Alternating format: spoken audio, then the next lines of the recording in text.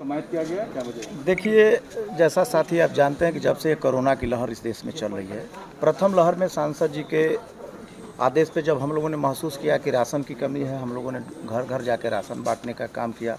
दूसरी लहर में ये महसूस हुआ हम लोगों को कि ऑक्सीजन और दवा की आवश्यकता है इस देश के लोगों को, तो हम लोगों ने घोसी लोकसभा में सांसद जी के द्वारा पैरामेडिकल स्टाफ का गठन किया गया, जिसमें हमारे 17 तारीख से डॉक्टर 27 अप्रैल से लगातार एक टोल फ्री नंबर जारी हुआ, जिस पे घोसी लोकसभा के लोगों ने कॉल किया और हमारे जो एम्स के डॉक्टर है, एक पैनल जिसका सांसद जी ने गठन कराया था टेलीमेडिसिन सेंटर का, उसके द्वारा ये पैरामेडिकल के स्टाफ जिन लोगों ने भी हमारे टोल फ्री नंबर पे संपर्क किया, हम उनके यहाँ निःशुल्क दवा पहुँचाने का काम किए।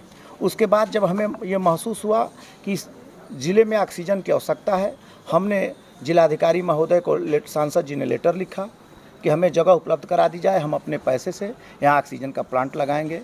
लेकिन जब उसमें देर होने लगी, हमें महसूस हुआ तो हम किंतु परंतु में नहीं गए। हमने तुरंत सांसद जी ने व्यवस्था करके फरक्का से जंबो सिलेंडर दिया, जो हमने यहाँ के सीएमओ महोदय को उपलब्ध कराया। उसके बाद हमें यहाँ के एक वरिष्ठ अधिवक्ता हरद्वार राय, उनके थ्रू ये जानकारी हुई कि सरकारी हॉस्पिटल में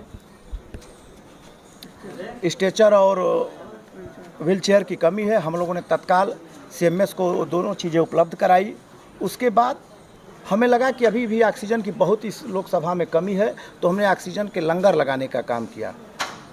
हमने आप लोगों ने देखा है कि हर उस सार्वजनिक जगह पे, चाहे वो किसी कौम का मंदिर हो, मस्जिद हो, देवालय हो, वहाँ पे ऑक्सीजन कंसंट्रेटर देने का काम किया। इसके अलावा दीवानी कचहरी में भी हम लोगों ने ऑक्सीजन कंसंट्रेटर देने का काम किया। ये प्रक्रिया हमारी चलती रही, लगातार चलती रही। उसके बाद सांसद जी ने एम्बुलेंस के द्वारा गांव-गांव लोगों तक पहुंचने का काम किया। इस पूरे घोसी लोकसभा में, जिसका डाटा मैं आप लोगों को दूंगा अभी 2 मिनट में, रॉकी जी अभिनव जी डाटा दीजिए। पूरे लोकसभा में ये 51 दिनों तक हमारा कार्यक्रम चला, जिसमें हम लोगों ने 23,275 लोगों तक निःशुल्क अपना दवा देने का काम किया। और ये घोसी लोकसभा के 12 ब्लॉक 832 गांव तक हमने पहुंचने का काम किया। ये हमारा कार्यक्रम अभी भी चलता रहेगा, लेकिन उसमें अब हमने एक संशोधन किया है। हम लोग लगातार जिनके यहाँ पहुंचते थे, अब उस तरह ये कार्यक्रम नहीं किया जाएगा। अब कार्यक्रम होगा कि जो भी हमारे टोल फ्री नंबर पे संपर्क करेगा, उसके यहाँ हमारी एम्बुलेंस पहुँचेगी और उसे हम दवा देने का काम करेंगे।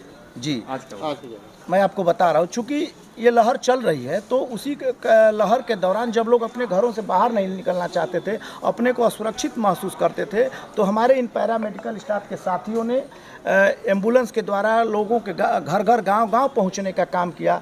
इसलिए माननीय सांसद जी की तरफ से इन लोगों को आज सम्मानित करने का काम किया गया है, जो हमारे मऊ जिले के चेयरमैन, नगरपालिका चेयरमैन माननीय तयपालकी के द्वारा इन लोगों को सम्मानित कराने का काम साथियों किया गया है। ये तो थी बीते हुई 2 लहरों की बात। चूँकि साथी आपके थ्रू ही हमें ये जानकारी हो रही है कि आने वाले समय में तीसरी लहर भी आने वाली है। जो जानकारी हो रही है कि ये लहर बच्चों पे ज़्यादा अटैक करने का काम करेगी। तो माननीय सांसद जी ने, चूँकि ये हमारा 2 कार्यक्रम ये दोनों लहरों के शुरू होने के बाद हुआ था, लेकिन अब हम पहले से सचेत हैं कि जो ही घोसी लोकसभा में तीसरी लहर आएगी, हम उसकी व्यवस्था पहले से करेंगे। इसमें क्या क्या बृहद कार्यक्रम है, ये मैं आपको डॉक्टर दिनेश जी बताएंगे। ये डॉक्टर साहब।